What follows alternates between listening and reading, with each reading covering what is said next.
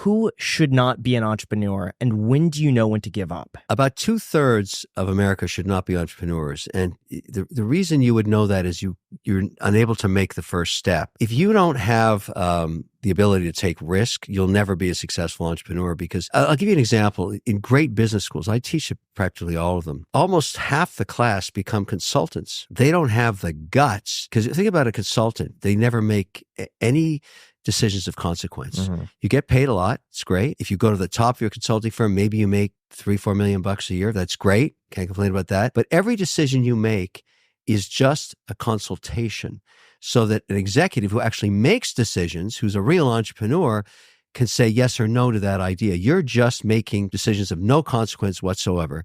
And the reason I don't hire consultants is after 2 years, they get that virus.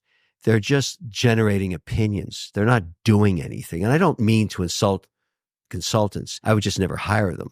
And so if you really, jump off and become a consultant, you're going into a life of mediocrity. And I'm trying to define the difference between that life of mediocrity and one where that same graduate says, I'm going to take a chance. I'm 28 years old. I don't have a family yet.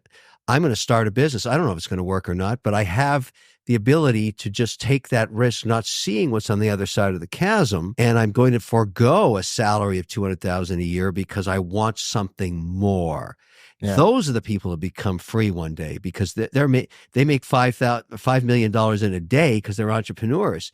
And that consultant that you use, they're back enjoying their lives, but in a sea of mediocrity. Do you think you're born like that, though? Because it seems as though there is a personality type that's more prone to becoming an entrepreneur who really pushes back against rules, against authority, and they want to take a different path. I don't know if you're born that way. I think you have events that occur in your life that are jolting to you. And every entrepreneur I talk to that's been successful has that defining moment where they say, oh, I remember this moment in my life, and I remember what happened to me.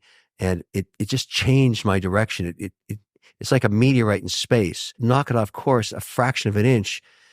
100 years later, it's a billion miles in a different place. Well, that's the same thing with an entrepreneur. Early in their lives, for me, it was getting fired the first day I ever had a job. I realized that was just somebody else had power over me. I couldn't even deal with that concept. And so I never worked again. And with all the hardships and everything else, but it's very similar. There's some event that triggers somebody. So I'm not sure you're born with it. It's just something in your DNA says, I'm going to take that path of risk. What do you think is more important for a successful entrepreneur? To be hungry for money, to be focused on profits, increasing revenue, decreasing expenses, or to be very passionate about the product or service that you're trying to sell? Well, if you're hungry for money, I guarantee you'll fail. 100%. If you start into entrepreneurship and on a journey and all you care about is getting rich, you will fail. You will fail miserably. Every entrepreneur, not some, every single one that achieved some massive liquidity event that I've talked to, and I've met many of them, they don't even remember, the day it happened. They just woke up and said, oh my goodness, I'm filthy rich. But they weren't calculating for that. It's because they created something of such value that someone else said, well, we want to buy that business, and you own whatever you owned of it. And that's what happened to me. I woke up one day and we sold the learning company for $4.2 billion. I was one of the founding members. I had founders shares. I wasn't even thinking about that the night before when we were negotiating the deal. And then the funny thing was when we all came back to the office, the 10 of us that were founders, we didn't know anything else except to go back to work. We didn't even know what to do. So the only difference was we were filthy rich. Over time, people change sort of their momentum and their motivation. But if you think that you can calculate the exit and that somehow you can start a business because you're going to sell it, make a lot of money, you will fail 100%. Yeah. It's the second issue you talked about. It's the passion of loving what you do and getting up every day and willing to work 25 hours a day, 8 days a week because you love it so much and you love to compete. That's how you become free. It's about not about the pursuit of capital. It's the pursuit of freedom, personal freedom. I don't have to work anymore. I work harder than I ever have. I really enjoy what I do. I love to compete. I love to do what we're doing right now, talking about this so that others may learn from my mistakes. But the whole idea is personal freedom. That is the American dream. And you have to set your course on that. And there's one attribute you need to pull that off.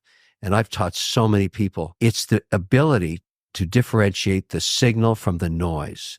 every minute of the day. People are going to chase you with stuff. You're going to get 1,000 ideas. They're going to call you and ask you to do stuff. If it's not on task for the signal, it's noise. It's noise. And you have to just push it aside. Those are the great entrepreneurs. They don't deal with the noise. Who are you competing against? It's when I start a business, for example, let's say watch insurance. I'm a big watch collector. I've looked at every single policy there is for watches. None of them work for me. Why? The problem with watches, that if you go and get a rider on your home insurance, you're going to notice when you actually read the fine print that you're going to end up in many cases with a depreciated value of the watch 10 years later when you lose it or it gets stolen or you break it. Except the majority of watches these days go up in value and sometimes geometrically. Certain brands quadruple in value, and your policy a decade later when that watch is out of production can't even contemplate its market value. So I want a policy that actually scrapes market value every 24 hours, and I can insure it for exactly what it'll cost to replace it. Or I can insure it for the purchase price. I can decide myself, but I'd much rather insure my watches for what they were worth last night. So I have a policy with Chubb, and it's a stated value. And I've started doing this with cars too. Yeah. And I notice it becoming a lot more common, a stated value. And then if that watch gets lost or stolen, they replace that, I think, plus 50% up to the total policy amount. So let's say you have 100,000 in watches. Right. One of those watches is worth 20.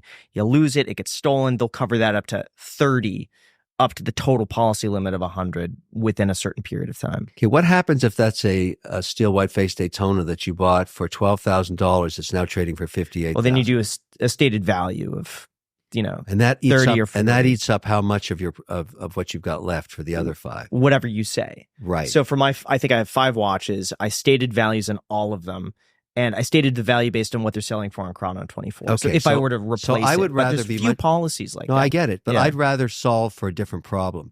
I have many watches. I only want to insure the 25 I travel with. And I want to travel maybe for a month with these to go shoot Shark Tank, for example. I'm going to put them in a bank vault in LA. I want the value of every one of those watches that day should it get lost.